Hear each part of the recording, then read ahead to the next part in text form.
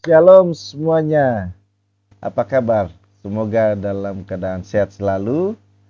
Ah, Pada hari ini saya Raymond Armando Leti Jawa akan melanjutkan materi Kapital Selekta Sumba tentang kajian sosiolegal.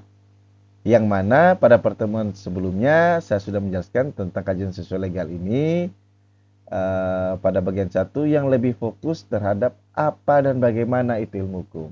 Nah, pada hari ini saya akan menjelaskan lebih spesifik kajian sosiolegal, ya. Bagaimana itu sosiolegal? Mari kita saksikan pokok bahasannya. Oke, sebelum pokok bahasan, saya terangkan dulu capaian pembelajaran mata kuliah, ya. Jadi capaian pembelajaran mata kuliah ini kurang lebih sama, serupa dengan pertemuan sebelumnya. Jadi menurut saya kita langsung saja ke pokok pembahasan, ya. Karena ini kurang lebih sama dan serupa dengan pertemuan sebelumnya. Oke, teman-teman, ya, saya ulangi lagi dari pertemuan sebelumnya juga sudah ada ya bagan ini, dan sekarang kita akan masuk pada bagian yang kedua. Pada pertemuan sebelumnya itu di bagian satu, ya, tentang apa dan bagaimana hukum itu secara garis besar. Pada bagian dua ini saya akan masuk membahas tentang sosiolegal secara spesifik. Kemudian mengenai pokok-pokok bahasan. Pada pertemuan kali ini teman-teman bisa simak itu ada 6 pokok bahasan, ya, yang mana diawali oleh pengantar, kemudian diteruskan lagi dengan apa itu sosiolegal, kemudian diteruskan dengan karakteristik sosiolegal seperti apa, kemudian pluralisme hukum itu apa. Sebelum saya lanjut, saya mau jelaskan sedikit. Pluralisme hukum ini merupakan salah satu bagian dari kajian sosiolegal, ya. Jadi induknya sosiolegal, pluralisme hukum ini merupakan salah satu kajiannya, jenis kajiannya, ya. Kemudian kita bahas tentang contoh-contoh sosiolegal di Sumba berdasarkan hasil penelitian. Ada 2 hasil penelitian nanti yang sebagai contoh yang terbaru. Kemudian setelah itu ada tugas kelas yang harus diselesaikan di kelas. Nah, jadi pertemuan kali ini untuk materinya mungkin sekitar 30 menit kurang lebih. Sisanya itu teman-teman habiskan untuk mengerjakan tugas di kelas, ya. Oke, mungkin menurut saya sudah jelas. Mari kita simak pokok-pokok bahasan yang sudah uraikan. Oke, pertama pengantar ya teman-teman. Jadi sebagai pengantar, ini saya mau kasih pengetahuan terhadap teman-teman tentang ilmu hukum itu sebenarnya dipelajari secara doktriner. Jadi pada bagian pertama itu saya sudah jelaskan tentang apa dan bagaimana itu hukum. Itu sebenarnya itu dipelajari secara doktriner. Secara doktriner itu maksudnya para penstudi hukum itu ketika menetapkan kebenaran suatu fakta atau menetapkan salahnya suatu perbuatan, ya, itu berdasarkan uh, kebenaran koherensi, yang mana kebenaran koherensi itu berdasarkan asas-asas, ya, nilai-nilai dan norma hukum, ya, seperti itu maksud dan doktriner. Selain itu juga ada juga pendapat ahli, ya, itu yang dimaksud doktriner. Jadi para penstudi hukum itu menetapkan suatu kebenaran, ya, menetapkan suatu kesalahan seseorang itu berdasarkan itu tadi, ya, ya, nilai asas norma hukum dan juga pendapat para ahli itu, ya. Dan para mahasiswa hukum ini diharuskan menguasai ilmu hukum dasar yang utamanya pidana, perdata dan acara, ya. Itu merupakan garis besar dari ilmu hukum. Ada hukum pidana, perdata dan hukum acara. Namun selain itu juga ada yang namanya hukum administrasi negara, ya, hukum tata negara, ada yang namanya hukum internasional. Itu bidang ranah-ranah lainnya, ya, selain yang saya sudah tulis dalam slide ini, ya. Namun secara epistemologis ilmu hukum yang lengkap harus mempelajari bekerja hukum dalam masyarakat. Nah, jadi untuk kita mempelajari ilmu hukum secara lengkap itu, kita tidak hanya mempelajari hukum secara doktriner, ya. Tidak hanya melihat peraturan saja, tidak melihat asas saja, tidak melihat pendapat para ahli saja, tapi kita lihat bekerjanya dalam masyarakat itu bagaimana. Itu juga perlu dilihat, ya. Kenapa demikian? Karena ilmu hukum itu mempunyai hubungan dengan aspek-aspek kehidupan manusia lainnya seperti aspek sosial, aspek kebudayaan, aspek politik, ekonomi dan lain-lain. Ya. Artinya, untuk memahami ilmu hukum secara komprehensif itu perlu melihat hukum bekerja di masyarakat bagaimana. Ya. Dan pemikiran itulah yang membuat adanya studi sosiolegal, munculnya studi sosiolegal, berdasarkan pemikiran bahwa ketika mempelajari ilmu hukum, kita juga harus tahu bagaimana hukum itu bekerja dalam masyarakat. Ya. Jadi ada pemikiran, hukum bukan hanya doktrin, tetapi kita juga melihat bekerja dalam masyarakat bagaimana. Ketika kita lihat bekerja dalam masyarakat, kehidupan bermasyarakat itu banyak aspek. Aspek-aspeknya kurang lebih saya sudah tulis dalam slide ini. Nah, dari pengantar tadi baru kita masuk tentang apa itu sosiolegal. Nah, jadi teman-teman, studi sosiolegal ini sebenarnya bukan studi yang benar-benar baru. Artinya ya sudah sejak lama ada studi ini. Ya. Studi sosiolegal ini dia bersifat interdisipliner. Artinya dia lintas bidang ilmu atau lebih dari satu ilmu. Yang mana ilmu hukum dan ilmu yang lainnya selain hukum. Ya. Dia mempunyai sifat hibrida juga. Ya. Dari studi-studi ilmu besar lainnya, ya, ilmu besar-besar itu terdiri dari ilmu hukum dan ilmu tentang hukum. Nanti saya jelaskan di akhir dari slide ini tentang ilmu hukum dan ilmu-ilmu tentang hukum. Ya. Dari perspektif kemasyarakatan yang lahir sebelumnya. Ya, seperti itu. Kemudian teman-teman, fungsi sosiolegal ini dalam praktek itu kurang lebih ada dua. Pertama, berguna dalam hal pembentukan peraturan. Jadi teman-teman seperti ini. Ketika DPRD, baik provinsi maupun kabupaten, ataupun DPR pusat, yaitu sebelum mereka melakukan pembentukan peraturan perundangan, ya, itu mereka melakukan satu kajian. Nah, kajian yang dipakai itu metodenya adalah sosiolegal. Betul teman-teman. Yaitu mereka melihat kenyataan yang ada di masyarakat. Apakah membutuhkan tidak peraturan ini? Kira-kira kalau dibutuhkan peraturan yang seperti apa? Masyarakat mana yang akan dikenakan peraturan tersebut? Nah, misalnya seperti itu. Ya. Itu dalam hal pembentukan peraturan. Jadi sebelum pemerintah ataupun DPRD melakukan pembentukan peraturan, itu mereka harus melakukan kajian dulu. Ya, kajian yang dipakai saat ini adalah sosiolegal. Kemudian selain melakukan pengkajian sebelum melakukan pembentukan peraturan perundang-undangan, sosiolegal ini juga berfungsi untuk mengkritisi hukum yang sudah terbentuk atau peraturan yang sudah terbentuk. Ya. Apakah peraturan ini cocok tidak di masyarakat? Apakah peraturan ini berguna bagi masyarakat?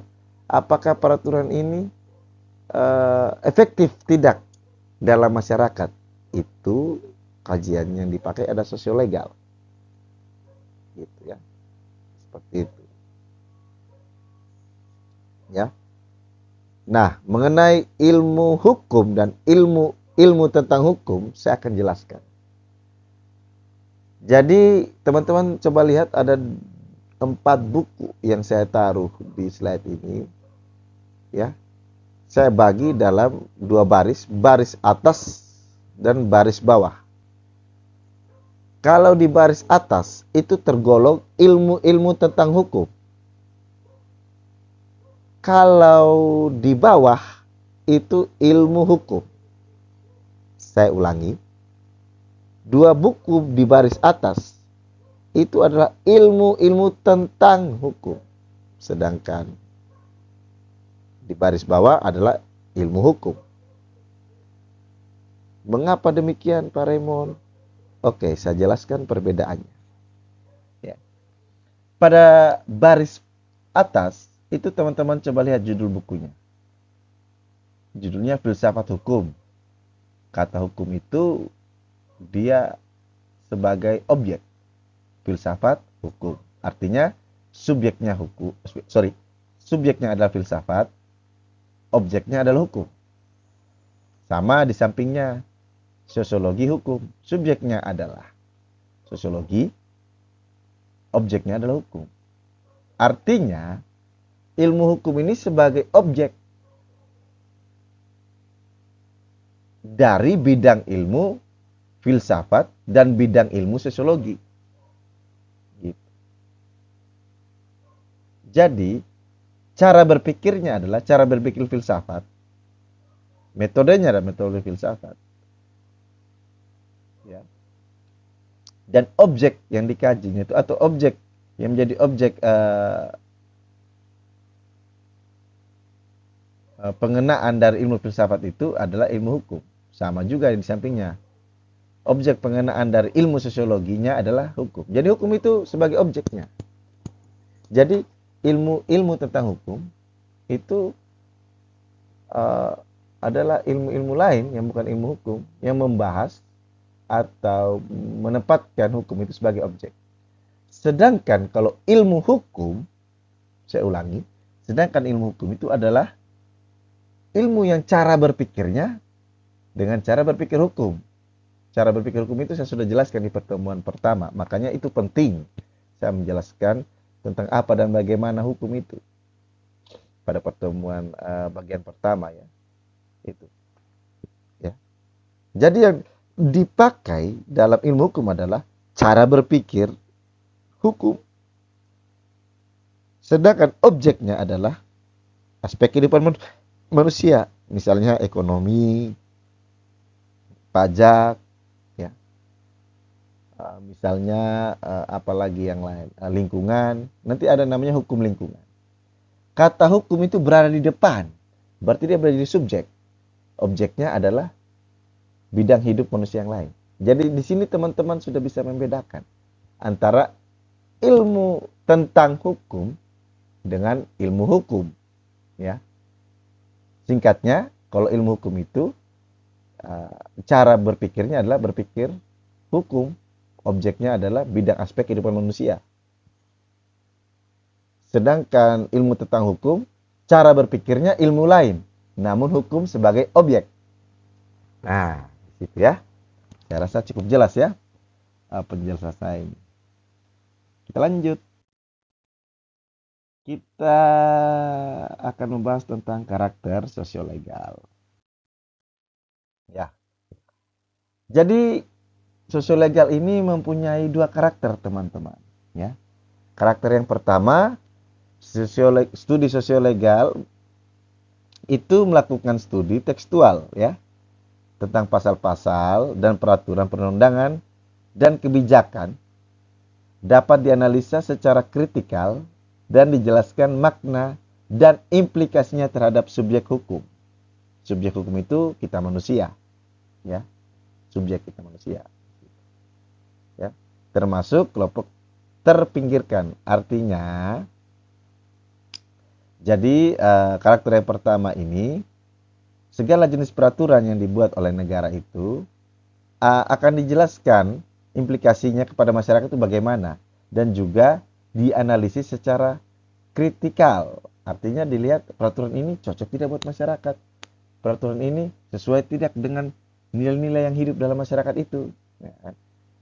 peraturan tersebut sesuai tidak dengan nilai bangsa. Jadi seperti itu. Ya. Dalam hal ini dapat dijelaskan bagaimanakah makna yang terkandung dalam pasal-pasal tersebut merugikan atau menguntungkan kelompok masyarakat tertentu dan dengan cara bagaimana. Ya. Jadi misalnya ada peraturan tentang kenaikan pajak. Melalui kajian sosiolegal ini kita menganalisis dan mengkritik peraturan tersebut. Apakah sesuai tidak dengan keadaan sosial di masyarakat saat ini gitu. Ya. Gitu. Apa implikasinya peraturan tersebut terhadap masyarakat tentang peraturan menaikkan pajak? Apakah peraturan tersebut semakin membuat masyarakat makmur atau justru membuat masyarakat jadi mundur? Nah, itu mengenai implikasinya ya, kita menilai gitu ya. Nah, kemudian saya lanjut. Karakter yang kedua, studi sosiolegal ini mengembangkan berbagai metode baru dari hasil perkawinan, tanda kutip harusnya perkawinan ini, antara metode hukum dengan ilmu sosial. Jadi ada perkawinan metode di sini teman-teman ya. Seperti penelitian kualitatif sosiolegal dan etnografis sosiolegal ya. Jadi karakter yang kedua ini itu lebih kepada penelitian kualitatif. Saya rasa teman-teman itu bisa paham apa itu penelitian kualitatif ya. Oke, dari kedua karakter ini saya akan lanjutkan mengenai apa itu pluralisme hukum, teman-teman. Jadi pluralisme hukum ini seperti yang saya sudah jelaskan pada slide pokok pembahasan tadi, pluralisme hukum ini merupakan salah satu bidang kajian dari sosiolegal. Salah satu aja ya. Kenapa saya pilih ini? Karena kita ini adalah mata kuliah Kapita Selekta Sumba, dan tentang sosiolegal itu yang paling erat di Sumba ini berkaitan dengan pluralisme hukum yang ada di Sumba. Ya. Apa itu pluralisme hukum? Ya. Jadi ini singkatnya teman-teman. Pluralisme hukum itu merupakan salah satu kajian dari sosiolegal yang saya sudah ungkapkan tadi. Para peneliti yang mempelajari pluralisme hukum mengembangkan metode etnografis hukum modern seiring dengan isu-isu global yang membuat pendekatan pluralisme hukum semakin tajam memandang fenomena keberagaman ya. Dari kata plural ini artinya keberagaman. Artinya kalau ada pluralisme hukum, ada beragam hukum yang ada atau yang berlaku dalam suatu kelompok masyarakat tertentu. Ya, singkatnya seperti itu. Jadi ada berbagai jenis hukum. Ya. Hukum apakah itu? Ada hukum agama, ada hukum negara, ada hukum adat. Dia berlaku pada suatu kelompok masyarakat tertentu. Ya. Jadi seperti itu. Singkatnya, pluralisme hukum adalah berlakunya lebih dari satu sistem hukum dalam masyarakat. Coba teman-teman ingat, pada pertemuan sebelumnya saya sudah jelaskan tentang sistem hukum dan perbedaan dari sistem hukum tersebut ya. Di Sumba ini, dari hasil kajian dan penelitian, itu hukum yang berlaku di daerah Sumba ini ya, itu ada 3.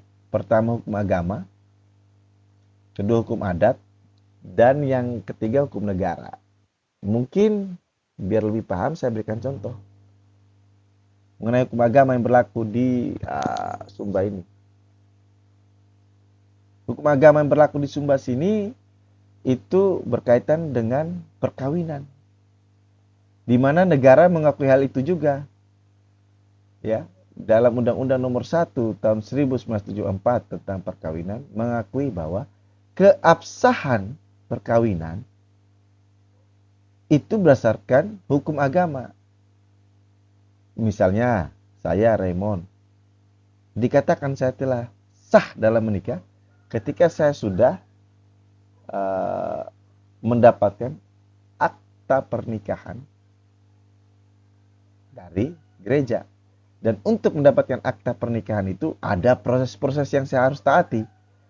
Dan proses-proses yang saya taati itu adalah proses yang diciptakan oleh lembaga agama, bukan oleh negara. Jadi teman-teman jangan salah kaprah tentang keabsahan perkawinan. Terkadang di masyarakat sering beredar pemahaman yang salah bahwa kita belum BS, kita belum catat di pencatatan sipil, berarti belum sah. Itu salah teman-teman. Keabsahan, saya ulangi, keabsahan suatu perkawinan itu berdasarkan hukum agama dan negara akui itu dalam pasal 2 Undang-Undang Perkawinan. Ya. Kemudian mengenai pencatatan sipil, itu negara hanya bertugas mencatat bahwa warga negara saya si A sudah menikah, warga negara saya si B sudah menikah. Dia hanya mencatat, negaranya mencatat, bukan mensahkan. Nah, itu bukti nyata bahwa di Sumba sini berlakunya hukum agama. Ya, teman-teman lihat saja. Ya, mungkin orang tua teman-teman, kakak, adik, atau mungkin teman-teman beberapa di sini sudah ada yang menikah. Ya, itu pasti mengikuti tata cara agama. Selain daripada itu juga teman-teman lihat dalam kenyataan bahwa dalam perkawinan itu, dalam masuk perkawinan itu juga dilaksanakan proses-proses sesuai dengan hukum adat. Proses-proses yang diciptakan melalui lembaga adat, forum-forum adat, pertemuan adat, musyawarah adat. Ya, misalnya ada yang namanya kenoto, ada yang namanya masuminta, belis, gitu ya. Dan yang terakhir hukum negara, yaitu tadi, kalau sudah nikah, kamu harus catatkan. Nah, itu dalam ranah hukum negara. Ya. Kemudian kalau sudah menikah itu, kamu tidak boleh berzina. Ada pasalnya dalam pidana. Nanti masuk penjara. Nah, itu hukum negara yang atur. Kamu masuk penjara itu, ya hukum negara yang atur. Sedangkan mengenai berapa banyaknya belis, berapa jumlahnya uang kenotonya, itu yang tentukan bukan hukum negara tapi hukum adat gitu. Kemudian bagaimana nanti prosesi nikahnya di agama, ya, tahapannya bagaimana, ada kata kesasi dulu, terus kemudian nanti mengucapkan ikrar janji, kemudian diberkati, ya, itu yang menetapkan agama bukan negara, ya. Jadi salah satu bukti nyata adanya keberagaman hukum yang berlaku di Sumba ini yaitu ada 3 agama. Ada 3 sistem hukum. Ya. Ada hukum agama, adat, dan hukum negara. Ya. Jadi nyata ya ada pluralisme hukum. Nah, setelah saya jelaskan ada pluralisme hukum, untuk lebih detail dan untuk lebih memahami tentang sosiolegal itu, kita coba lihat dari contoh kajian sosiolegal di Sumba seperti apa. Ya. Pertama, ada penelitian tentang masyarakat adat yang dilakukan oleh Tri Anugrah Wilaja, itu dalam bentuk skripsi S1, Fakultas Hukum Nusa Cendana Kupang. Ya. Jadi penelitiannya tahun 2020, beliau sidang tahun 2021. Nah, dalam penelitiannya tersebut, dia mempertanyakan bagaimana tanggung jawab pemerintah daerah Kabupaten Sumba Timur dalam mengimplementasikan ketentuan pasal 18B ayat 2 Undang-Undang Dasar tahun 1945 melalui peraturan yang mengakui dan melindungi masyarakat adat di Kabupaten Sumba Timur. Ya. Kenapa beliau melakukan penelitian ini? Karena dalam pasal 18B ayat 2 Undang-Undang Dasar ini menyebutkan bahwa negara itu mengakui hak-hak adat, ya, yang ada di Indonesia. Garis besar seperti itu. Hak adat itu termasuk harta-harta adat, ya, tanah-tanah adat, kekayaan lainnya seperti indikasi geografis, ya, kain-kain tenunan adat, gitu ya. Dia mempertanyakan apakah 18B ayat 2 ini di Sumba Timur ini sudah terlaksana belum? Karena di Sumba Timur ini ada masyarakat adatnya, ya, ada warisan budaya adatnya, ada warisan budayanya itu ya kayak kain tenun Sumba, ya, ada mamoli, ada budaya-budaya pasola, ya, dan yang lain sebagainya. Itu membuktikan bahwa masyarakat adat itu masih ada di Sumba Timur, ya, masih hidup, ya, masyarakat adat itu, ya, masih berlaku sistem hukum adat itu di Sumba Timur dalam beberapa aspek, ya, tidak semua aspek, ya. Nah, dari hasil penelitiannya beliau tadi itu, dia mendapatkan suatu 3 kesimpulan. Pertama, pemerintah daerah Kabupaten Sumba Timur belum menjalankan fungsi legislasinya dalam membuat perda tentang masyarakat adat sebagai implementasi terhadap ketentuan pasal 18B ayat 2 Undang-Undang Dasar 1945. Jadi, sampai dengan detik saya membuat materi ini, tidak ada peraturan tentang perlindungan masyarakat hukum adat, ya, di Sumba Timur sampai saat ini saya buat video ini, ya, itu belum ada. Mungkin besok-besok ada, bisa jadi. Kebetulan juga teman-teman, saya juga ini sebagai pernah yang menjadi salah satu pembentuk naskah akademik untuk mendorong pemerintah membuat peraturan tentang perlindungan masyarakat hukum adat di Sumba Timur. Tapi masih pending, belum ada nih eksekusinya sampai sekarang, gitu, ya. Kemudian faktor-faktor yang menyebabkan tidak adanya itu perda mengenai masyarakat hukum adat, itu hasil penelitiannya menjelaskan bahwa SDM dari anggota DPRD-nya itu mempunyai pengaruh, dia bilang. Karena dari si penelitian tersebut dalam pembahasannya itu yang S1 hukum itu hanya 1 orang, ada juga yang S2 itu, ya. Ada juga S2 cuman sedikit jumlahnya. Dan bahkan masih ada yang pakai C, sisanya ya SMA sederajat. Jadi menurut peneliti ya jenjang pendidikan dari DPRD itu mempengaruhi, ya, tidak terciptanya peraturan mengenai masyarakat hukum adat ini, perlindungan masyarakat adat, ya, seperti itu. Dan yang terakhir itu respon pemerintah rendah, ya memang rendah karena jujur saja sudah ada rancangan perda yang diinisiasi oleh masyarakat dan saya salah satu pembentuknya. Jadi draftnya sudah ada, sudah kasih ke DPR, cuman belum dieksekusi, belum dirapatkan mengenai tindak lanjutnya seperti apa, ya. Jadi memang rendah. Pemerintah belum terlalu konsen, ya. Nah, ini salah satu bukti nyata bahwa penelitian sosial legal itu mempunyai pengaruh terhadap penerapan hukum yang dimana harusnya menurut pasal 18B ayat 2 itu ada aturan tentang perlindungan hukum adat yang dibuat oleh bupati dan DPRD di daerah. Namun itu tidak ada penyebabnya, ya ini, ya, hasil penelitian ini. Ini penyebabnya. Jadi dengan kajian sosial legal kita bisa tahu penyebab-penyebab tidak terlaksananya suatu implementasi hukum. Dalam hal ini implementasi dari pasal 18B ayat 2 Undang-Undang Dasar 1945. Implementasinya belum ada di masyarakat, khususnya di Sumba Timur. Alasannya ini, ya, SDM responnya rendah. Kalau kita belajar hukum secara doktriner, dia tidak menjangkau hal ini, teman-teman. Dia sudah, ya, ada yang tertulis dilarang membunuh, ya sudah, siapa yang membunuh, udah dihukum, gitu. Dia mentok pada apa yang tertulis, tapi tidak mencari lagi penyebab-penyebab sosialnya apa, gitu. Ya. Nah, inilah salah satu kelebihan dari sosial legal.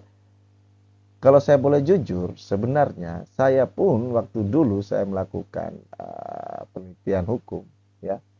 Sebenarnya saya juga sering menggunakan pendekatan sosiolegal waktu saya masih studi S1 ya.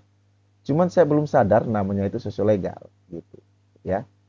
Kebetulan guru besar di kampus saya yaitu Profesor Bernard Arif Sidarta almarhum itu merupakan salah satu tokoh yang sangat dipandang dalam para pestudi kajian sosiolegal ini, ya. Jadi nama beliau itu juga harum sampai di Belanda, gitu ya. Almarhum dosen saya dulu, gitu. Tapi beliau tidak menjelaskan bahwa yang dijelaskan selama di kelas itu namanya sosiolegal. Cuma konsepnya saja dia kasih tahu cara cara berpikirnya seperti ini, gitu. Jadi ketika saya coba mempelajari sosiolegal, dalam tanda kutip agak sedikit mudah untuk memahaminya, ya. Karena inti-inti dari sosiolegal ini itu sebenarnya saya sudah dapat, ya. Cuman mengenai namanya saja ini sosiolegal saya baru tahu sekitar tahun-tahun 2018 lah, gitu ya. Gitu. Jadi inilah salah satu kelebihan dari sosiolegal. Kemudian ada lagi penelitian tentang kawin tangkap, ya, dari jurnal penelitian Panah Keadilan, itu volume 3 nomor 1 edisi Februari 2024. Jadi ini masih fresh, ya, tentang Sumba Tribal Cats Marriage Tradition in the Perspective of Legal Pluralism. Nah, ini dia, ya. Ini lebih spesifik lagi teman-teman tentang pluralisme hukum nih, ya, yang saya sudah jelaskan tadi. Ada berlakunya keberagaman hukum dalam suatu masyarakat, ya. Kalau di Sumba sini contohnya dalam pernikahan itu ada berlaku hukum adat, hukum negara, dan hukum agama juga, ya.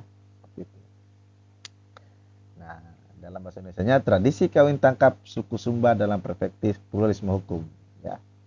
Sebenarnya jujur saja teman-teman, ini saya kecolongan. Saya juga sudah melakukan berencana sih, sudah melakukan kajian ini, cuman saya tidak publis-publis, ya. Sudah dari tahun 2020. Akhirnya sudah ada orang lain yang melakukan penelitian ini. Dan saya lihat juga penelitiannya kurang lebih sama dengan konsep yang saya berikan. Saya pernah tulis, ya. Mungkin ya mungkin karena saya pernah sharing-sharing ke beberapa teman-teman, mungkin mengenai penelitian ini mereka ambil sudah. Tapi tidak masalah. Intinya dari penelitian ini kita mendapatkan pengetahuan yang lebih dalam dan lebih komprehensif tentang sosiolegal di Sumba, ya, terkhususnya legal pluralism, ya, seperti itu. Oke, kita lanjut. Bagaimana hasil penelitiannya? Terkait hasil penelitian teman-teman, ya, dari peneliti tadi, ya, kawin tangkap merupakan tradisi tanpa peminangan yang berasal dari suku Sumba. Jadi dia memakai kata tradisi, berarti kebiasaan. Jelas ini adalah hukum adat, ya. Kebiasaan itu hukum adat. Saya sudah jelaskan waktu itu tentang hukum adat pada bagian pertama, ya. Kajian sosiolegal bagian pertama khusus berbicara tentang dasar-dasar hukum itu, ya. Tradisi itu adalah kebiasaan, dan kebiasaan ini adalah hukum adat, ya. Gitu. Nah, berasal dari suku Sumba yang menganut kepercayaan Marapu. Jadi ada hubungannya dengan aliran kepercayaan atau agama, ya. Gitu. Nah, proses kawin tangkap itu merupakan tradisi dengan menangkap dan melarikan perempuan untuk dikawini. Saya rasa teman-teman sini pahamlah tentang kawin tangkap, ya. Nah, kemudian penyelesaian dari kawin tangkap ini yang ada di Sumba terdapat dua penyelesaian, ya. Yang pertama itu secara adat, ya, dan secara hukum nasional di Indonesia. Ya, kalau secara adat ada dua kemungkinan, ya, mereka akhirnya terus nikah, melangsungkan perkawinan, hidup bersama, bisa juga ya tidak, gitu ya. Kalau secara hukum nasional itu yang menangkap sudah pasti akan dikenakan sanksi pidana penjara, ya, seperti itu. Nah, di sini teman-teman jelas melihat adanya dua sistem hukum yang berbeda. Kalau diselesaikan secara adat berbeda dengan diselesaikan secara hukum nasional. Kalau diselesaikan secara hukum nasional pasti masuk penjara si pihak prianya yang menangkap itu. Sedangkan kalau secara adat ya tertutup kemungkinan gitu. Pokoknya secara adat itu ya akan dilangsungkannya proses adat selanjutnya seperti belis gitu kan. Gitu. Menurut kepercayaan adat atau tradisi kawin tangkap yang sudah ada sejak dahulu ini, dia sudah menjadi kebiasaan teman-teman. Nah, namun yang perlu kita ketahui, praktek kawin tangkap ini tidak sesuai dengan pasal 328 KUHP tentang tindak pidana penculikan. Nah, itu hukum negara nih. Pasal 328 KUHP ini hukum negara, teman-teman. Ya. Ya, sanksinya itu ya masuk penjara. Kalau disesuaikan dengan hukum negara tadi. Pasalnya mana Pak Raymond? Ya, pasal 328 ini. Ya, kalau pakai hukum negara. Nah, kemudian dijuntukan dengan pasal 6 ayat 1 Undang-Undang Nomor 16 tahun 2019 tentang perkawinan, ya. Dan pasal 10 ayat 1 Undang-Undang Nomor 12 tahun 2002 tentang tindak pidana kekerasan seksual, ya.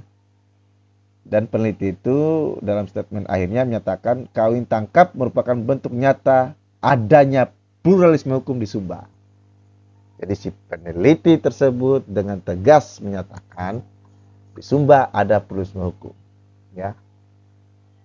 Jadi seperti itu, ya teman-teman. Oke. Nah, setelah tadi teman-teman mendengarkan penjelasan tentang sosiolegal di mana ada aturan hukum, kemudian kita melihat bekerjanya aturan hukum itu dalam masyarakat bagaimana, ya. Jadi itu implikasi aturan hukum itu bagaimana, ya. Nah, sekarang saya mau ngajak teman-teman untuk berpikir sejenak, ya, dengan menyelesaikan tugas di kelas. Ya, ini saya lihat kalau waktunya ini masih 37 menit ya. Masih ada sisa waktu banyak untuk menyelesaikan tugas di kelas ini ya. Jadi teman-teman mahasiswa diharapkan untuk memberikan tanggapan atas beberapa pertanyaan berikut secara tertulis di kelas. Jadi teman-teman boleh simak ini ya. Jadi ini dia penjelasan atau arahan dari tugas tersebut ya. Masyarakat Sumba Timur saat ini sedang panas-panasnya menyambut pesta demokrasi pemilihan kepala daerah. Ya. Animo sosial masyarakat berbagai kalangan cukup tinggi dalam menyambut pesta demokrasi. Yang menjadi isu terhangat saat ini adalah mengenai netralitas pegawai negeri sipil, yang dimana oknum-oknum PNS yang seharusnya bertindak netral malah terindikasi melakukan politik praktis. Nah, hal ini jelas-jelas melanggar kode etik peraturan pemerintah nomor 42 tahun 2022. Ya. Nah, kurang lebih apa yang digambarkan oleh peraturan pemerintah tersebut itu saya coba gambarkan di sebelah kanan dari slide ini ya. Teman-teman bisa lihat apa-apa saja ya. Garis besarnya yang tidak boleh ya. Nah, yang menjadi pertanyaan adalah menurut pendapat teman-teman apa saja yang menjadi faktor pendorong oknum PNS melakukan pelanggaran etik dengan cara melakukan kegiatan politik praktis secara masif, sistematis dan terukur ya. Jadi zaman teman-teman itu harus teman-teman uraikan dan jelaskan ya. Misalnya faktor pendorongnya karena dipaksa, ya teman-teman jelaskan dipaksa maksudnya dipaksa itu kenapa ya. Misalnya faktor pendorongnya karena yang mau jadi pemimpin kepala daerah atau bupati itu adalah orang yang pernah tolong saya dulu dalam keadaan susah. Jelaskan. Itu artinya misalnya balas jasa misalnya gitu kan, faktor balas jasa. Nah, banyak faktornya. Yaitu mungkin sebagai pemantik ada 2 faktor itu ya. Teman-teman jelaskan, diuraikan secara konkret ya. Jadi di sini ada peraturan kewajiban ASN ya dalam menghadapi konstelasi politik. Namun kenyataannya di lapangan itu berbeda. Melalui kajian sosial legal ini kita mencari faktor-faktor pendorong yang mengakibatkan mereka melanggar aturan ini apa saja. Bisa juga karena mereka tidak tahu, ya bisa saja gitu. Semua tergantung pendapat teman-teman, semua tergantung argumentasi teman-teman, ya. Oke, ya. Saya kira jelas arahan saya tugas di kelas. Saya harap teman-teman bekerja dengan serius, dan mungkin ya, mungkin Bapak Ibu di kelas bisa nanti memberikan waktu mungkin sekitar 30 sampai 40 menit untuk menyelesaikannya. Kemudian secara random Bapak Ibu bisa pilih beberapa mahasiswa untuk coba membaca hasil kajian mereka secara sederhana ya di kelas ini. Mungkin ya 3 atau 4 orang itu untuk membacakan ya. Seperti itu. Oke. Mungkin sekian penjelasan dari saya tentang sosial legal ini. Bagian 1 sudah, bagian kedua sudah, dan ini bagian yang paling puncak, yaitu saya coba merangsang otak teman-teman untuk berpikir mengenai isu-isu terhangat yang ada di Sumba Sing. Ya. Oke, saya yakin teman-teman bisa, saya yakin teman-teman pasti partisipatif, ya. Dan ini semuanya harus teman-teman lakukan demi kemajuan daerah yang kita cintai ini, ya. Mungkin sekian penjelasan dari saya. Selamat bekerja, ya. Kerjalah dengan serius. Silakan bertukar pemikiran, ya. Di sini tempat kita belajar. Tidak ada yang namanya kita mutlak salah. Kalau salah pun bisa dikoreksi. Di sinilah tempat kita mengoreksi apa yang keliru. Oke, baik teman-teman. Sekian dari saya. Saya mohon maaf sebesar-besarnya jikalau dari 2 pertemuan ini terdapat banyak kekurangan teman-teman. Saya sangat mohon minta maaf. Ya.